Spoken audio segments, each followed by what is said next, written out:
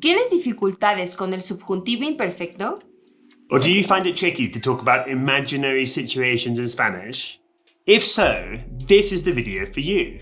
Sí, después de que veas este video, vas a poder hablar de situaciones imaginarias todo el día y además sonar mucho más nativo. Yeah, so we're all taught that we pretty much need to talk about imaginary situations in Spanish with the following type of sentence. Si ganaras $1 billón, ¿qué harías? Which means, if you won $1 billion, what would you do? Si pudieras retroceder en el tiempo, ¿a qué época irías? If you could travel back in time, what era would you go back to? Si fuera tú, me pondría las pilas. If I were you, I'd get my act together. As you can see, the verb used to talk about the imaginary situation is in the imperfect subjunctive. And we're not going to get into the imperfect subjunctive here, but let's just say that it can be a bit of a pain in the backside. And yeah, all these sentences are 100% correct. But what if we told you that there's an easier way to say all of them without having to use the subjunctive? Sí, con la frase, haz de cuenta que. Yeah, it's basically an easier and arguably more natural way of talking about hypothetical situations in Spanish. And it actually took me years to work out how to use it. Sí, de hecho me preguntaba, ¿qué significa haz de cuenta que? Y se lo tuve que explicar una y otra vez, ¿cierto? Yeah, it's true. But in my defense, guys, Mexicans do seem to use it as a kind of storytelling mechanism. It's kind of like handing someone a pair of virtual reality goggles and telling them to immerse themselves in the vivid imagery of a given situation, visualizing and experiencing it as if it were real. Bueno, pero regresando a nuestras oraciones, en vez de usar el subjuntivo, puedes usar haz de cuenta que te ganas $1 billón. ¿Qué harías? Imagine you won $1 billion. What would you do? Haz de cuenta que puedes retroceder en el tiempo. ¿A qué época irías? Let's say you can travel back in time. What era would you go back to? Y se puede usar haz de cuenta que en el último también. Pero hay otra frase que usamos muchísimo en vez de si fuera tú, que es yo que tú.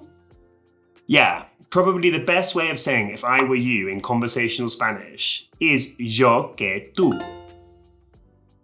So you'd say, yo que tú me pondría las pilas.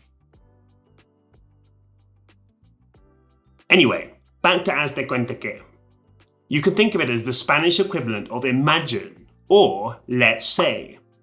And as you can see, the next verb doesn't have to be in the subjunctive. In fact, in everyday conversation, it's normally in the present tense. And there's actually a good reason for this. By using the present, it makes the hypothetical situation sound so much more real and vivid, as if you were actually living it. That's why native speakers use this structure all the time in casual conversations.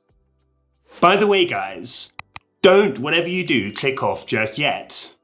I know you've probably got what you came for, but there's another use of haz de cuenta that I actually find more useful than the one we just talked about. Pero primero, a ver si ustedes pueden pensar en algo chistoso con la frase haz de cuenta que. Algo así como, haz de cuenta que estás en una alberca llena de plátanos. No sé. Escríbanlo aquí abajo en los comentarios. Yeah, let's see who can make us laugh the most, guys. We'll give you 10 seconds.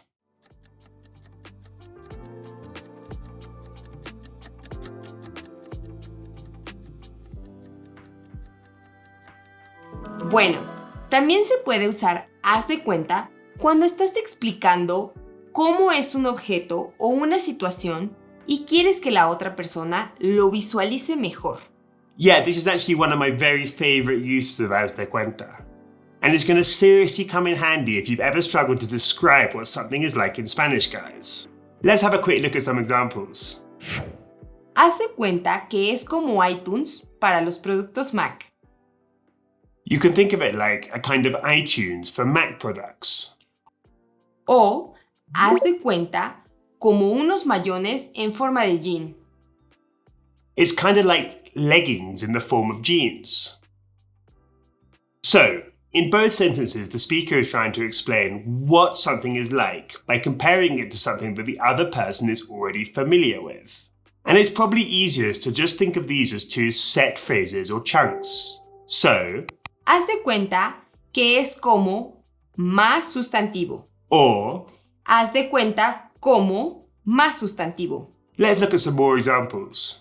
Haz de cuenta que es como un control remoto para tu vida. It's kind of like a remote control for your life. Haz de cuenta como una compu, pero mucho más poderosa. Imagine a computer, but much more powerful. Y también se pueden usar estos dos chunks con verbos. Yeah, so we normally use this structure when we want to compare an unfamiliar action or situation to a familiar one. Just don't forget that the verb needs to be in the infinitive form. Sí, por ejemplo... Híjole, se me olvidó lo que iba a decir. And se me olvidó means I accidentally forgot. And we're going to explain exactly how to use it in the video that we'll put up at the end. Ah, sí, ya me acordé. Haz de cuenta como cocinar un omelette. Which means something like, think cooking an omelette. O haz de cuenta que es como montar una bicicleta. Which means something along the lines of, I don't know, it's kind of like riding a bike. Okay guys, I want you to imagine that you're explaining what learning Spanish is like to someone who's never learned a language before. Write your sentences in the comments using the structure haz de cuenta que es como.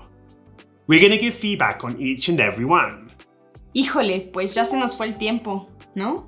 Yeah. And guys, if you want to learn exactly how to use the structure that Erica just used using our special traffic light technique, make sure to check out our video on the accidental say. Nos vemos allá. See you there.